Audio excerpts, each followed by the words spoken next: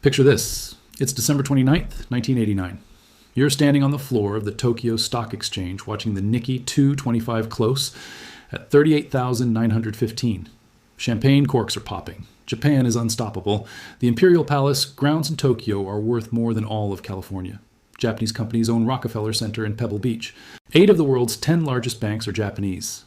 MIT economists are declaring that the 21st century belongs to Japan. And then, over the weekend, it all begins to fall apart.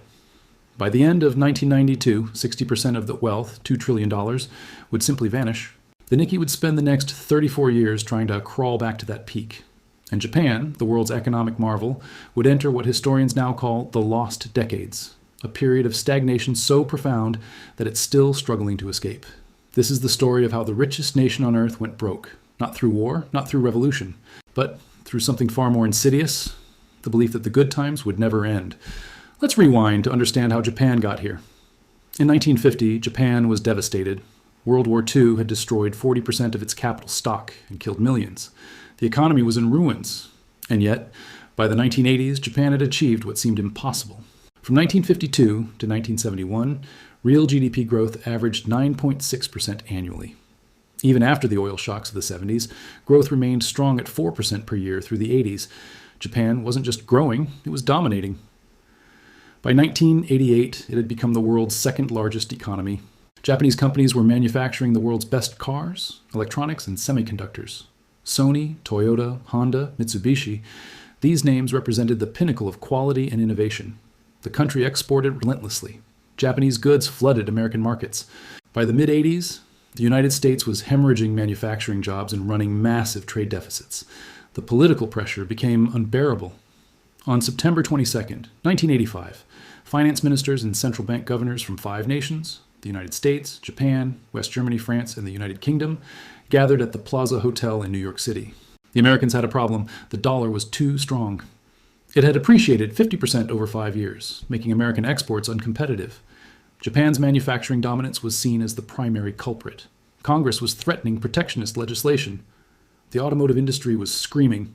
Tech companies like IBM and Motorola demanded action. The solution they agreed upon seemed elegant: depreciate the dollar through coordinated intervention. Make Japanese and German goods more expensive, American goods cheaper, level the playing field. They called it the Plaza Accord. The dollar fell immediately, 4% that Monday when the agreement was announced. Over the next 2 years, the yen appreciated from 240 to 120 against the dollar. Japanese exporters were earning half as many yen for every dollar of exports. For Japan's export-driven economy, this was catastrophic. The Japanese government panicked. Their entire economic model was built on exports. If exporters couldn't compete, the economy would collapse into recession. So they did what seemed logical. They tried to stimulate domestic demand.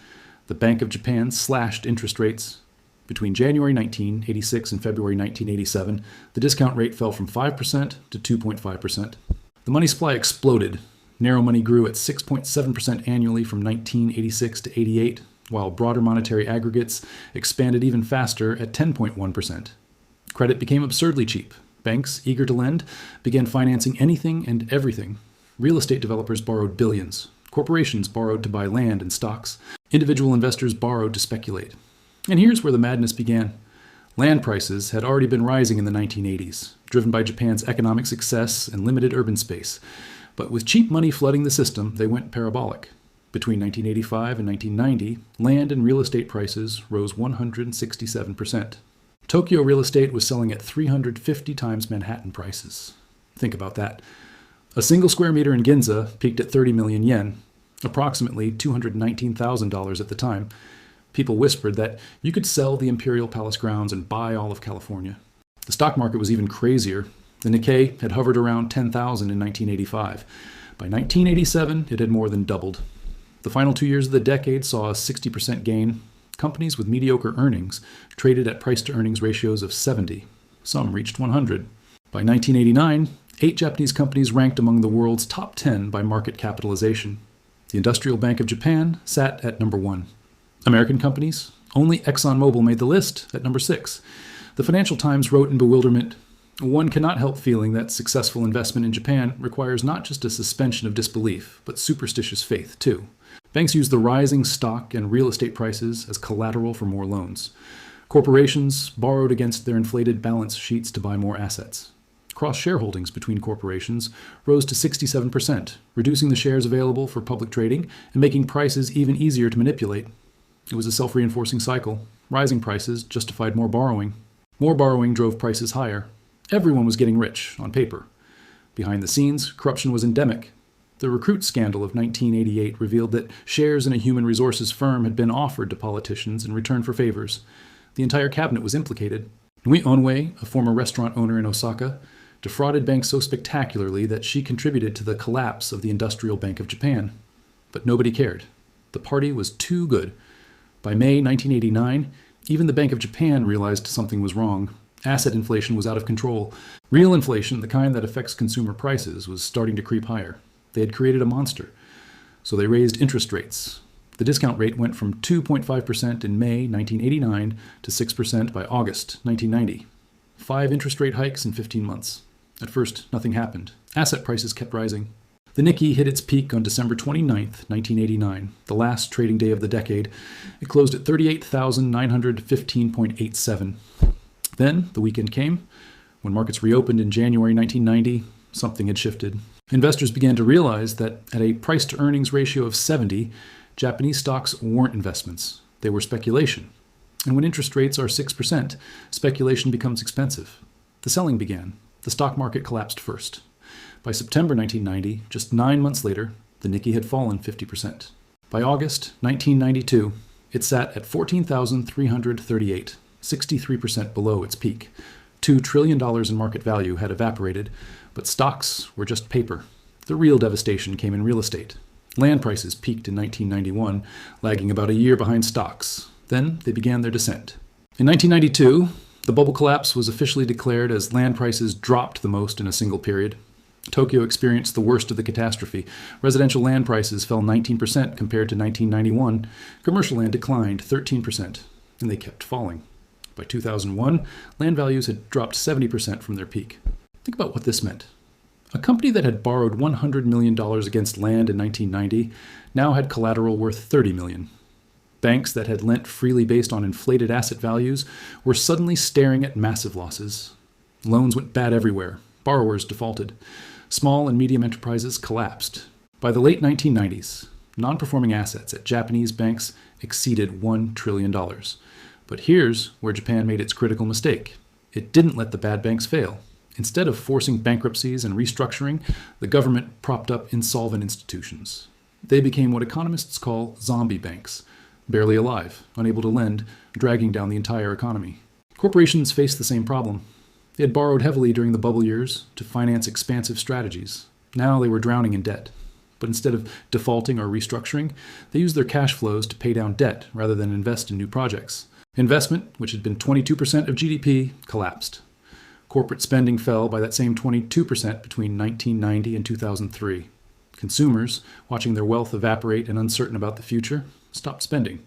The unemployment rate, which had been 2.1% in 1991, climbed to 4.7% by 2004. Real wages fell 11% over 3 decades. The government tried everything. They slashed interest rates to zero. They launched massive fiscal stimulus programs, public works projects, infrastructure spending, direct cash payments. Nothing worked. From 1991 to 2003, Japan's economy grew at just 1.14% annually. For a country accustomed to 4 to 9% growth, this was catastrophic. They called it the lost decade. But the decade turned into 2 decades, then 3. Why couldn't Japan recover? Economist Paul Krugman argued Japan had fallen into a liquidity trap, a situation where interest rates are already zero, so monetary policy becomes useless. You can't stimulate borrowing when rates can't go lower. Economist Richard Koo offered a different explanation: a balance sheet recession. Well, when both companies and banks are overleveraged, they focus on paying down debt rather than spending or lending. No amount of stimulus can force them to borrow more when they're trying to deleverage. But there's a simpler explanation, one that echoes through history. Japan made the same mistake as Rome, debasing its currency, and China printing paper money, except in reverse. Instead of inflating away the problem, they tried to maintain fiction. They kept zombie banks alive. They propped up insolvent corporations. They prevented the necessary destruction that would have cleared the deck for recovery. By trying to avoid pain, they guaranteed prolonged suffering. The comparison with other countries is stark. From 1991 to 2003, Japan's GDP grew 1.14% annually. The United States, over 8% annually. Japan's nominal GDP per capita fell from $44,210 in 1995, third highest in the world, to $34,713 by 2025, ranking 36th globally. In 1991, Japanese output per capita was 14% higher than Australia's. By 2011, it was 14% lower. On February 22, 2024, the Nikkei finally surpassed its 1989 peak. 34 years, an entire generation. If you had invested $1,000 at the peak with dividends reinvested, you'd have about $1,000 today in real terms. Think about that. 34 years of zero real returns. But here's the uncomfortable truth. Other countries have experienced similar asset bubbles since then. The dot-com bubble in America, the 2008 financial crisis, real estate bubbles in China, Canada, Australia. The pattern is always the same: cheap money, rapid credit expansion, asset prices detached from fundamentals. Everyone believes this time is different. Everyone thinks they'll get out before the crash. They never do. So what did Japan get wrong? They forgot that asset prices aren't wealth. They're claims on future wealth. You can't make a country richer by inflating the price of its land and stocks. That's just redistributing claims, not creating value. The Plaza Accord forced Japan's hand, but Japan made its own mistakes. They responded to yen appreciation with monetary stimulus so extreme it created the largest asset bubble in modern history. They convinced themselves that land prices could only go up because they're not making any more land. They believed their corporations were so well managed that a P/E ratio of 70 made sense. And when it all collapsed, they refused to accept reality. They kept zombie banks alive. They propped up dying corporations. They tried to maintain the illusion rather than accepting the truth. Rome debased its currency and destroyed trust in money. China printed paper money until it became worthless. Japan inflated asset prices until they collapsed, and then spent decades pretending the wealth had been real. 3 different mistakes. One common thread: the refusal to accept that you cannot create prosperity through financial manipulation. Growth comes from productivity, innovation, and real value creation. Everything else is just shuffling paper. Japan is still learning this lesson. The Nikkei may have recovered, but the economy hasn't. GDP growth remains anemic. Demographics are terrible. Debt is over 200% of GDP. Real wages haven't grown in 30 years. The world's richest nation went broke not over a weekend, but over a decade of delusion. The crash in January 1990 was just when everyone finally admitted what had been true all along. The wealth was never real. The question we should be asking ourselves today: are we making the same mistake?